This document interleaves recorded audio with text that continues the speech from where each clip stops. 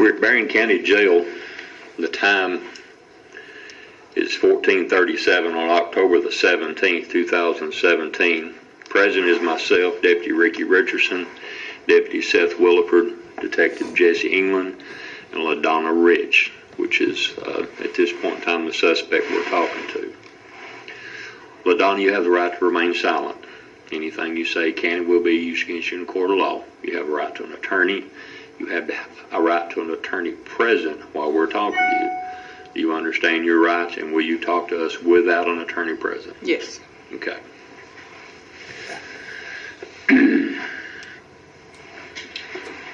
Tell us about the events that occurred on August 15th, 2017 with Ralph Thomas and his residence. The day before, I had went and turned a trick, slept with Ralph for money that he denied paying me. On the 15th, he happened to call me and asked me if I wanted to come over.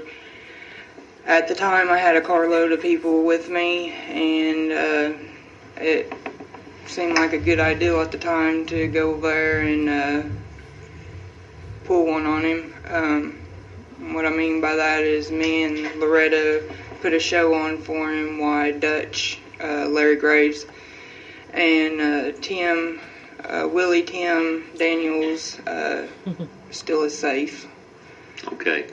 At this point in time, whenever you're talking about that you had decided to do this, you went to the residence with the intent of taking the safe, correct? Yes. Okay. Go ahead. When we arrived to the residence, Larry Graves and Willie Daniels hid out in the car while me and Loretta went in there and got him occupied. After doing so, Loretta went through the bedroom door and through the basement and unlocked the door where they could get in. What is Loretta's last name? Deckard, I believe. Walker. Anyways, she come back in the bedroom. We continued to have sex with him. He wanted to be tied up, so we took bandanas and tied him up. She kept coming in and out of the room.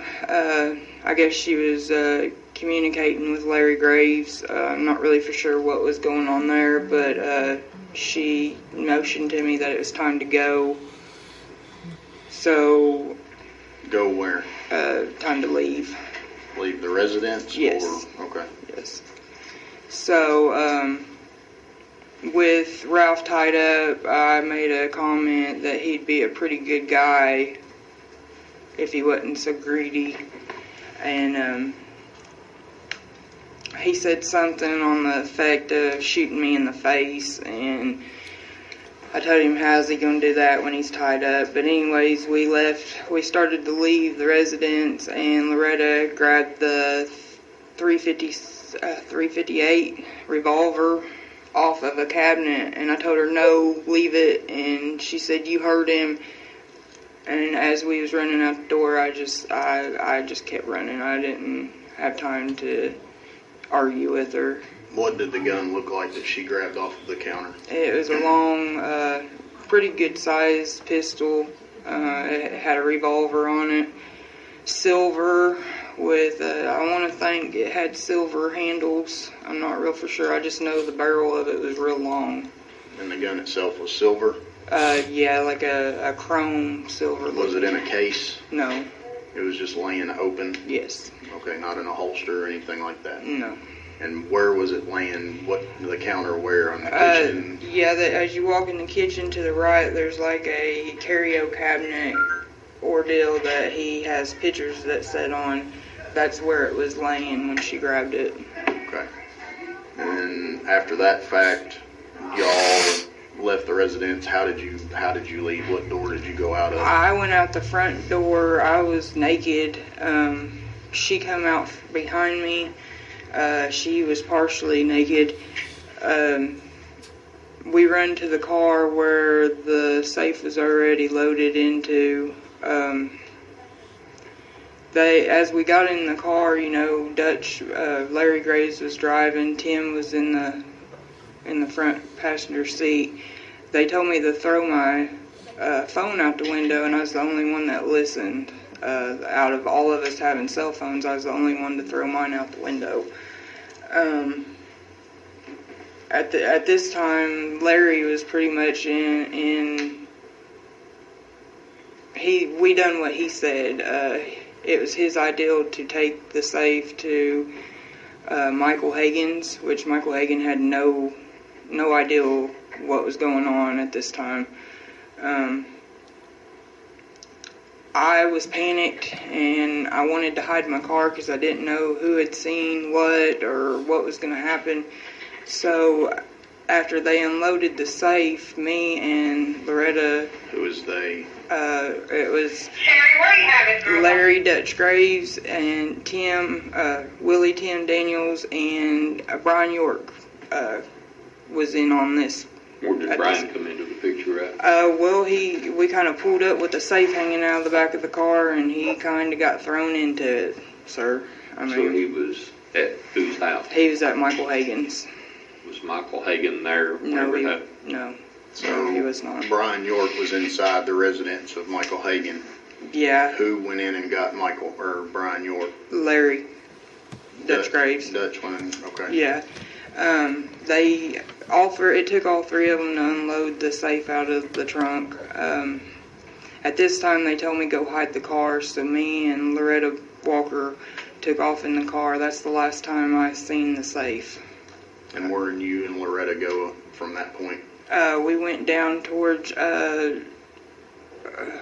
Gary Wayne Turner's. You said you seen two girls walking that night.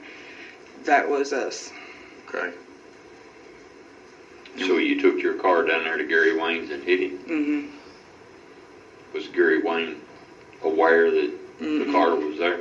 Well, he was aware the car was there, but he was unaware of what was going on. Where did you walk to? We walked back up to Michael Hagan's. But before doing so, we both took a shower at Gary Wayne's, and there is a old camper trailer that sits back there in the woods, kind of off. Me and Loretta both took the gun back there and hid it there.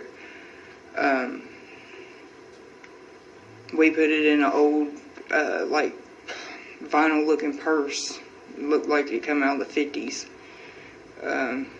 And she stuck it up underneath the old cushioning of that camper trailer until we could figure out what to do with it.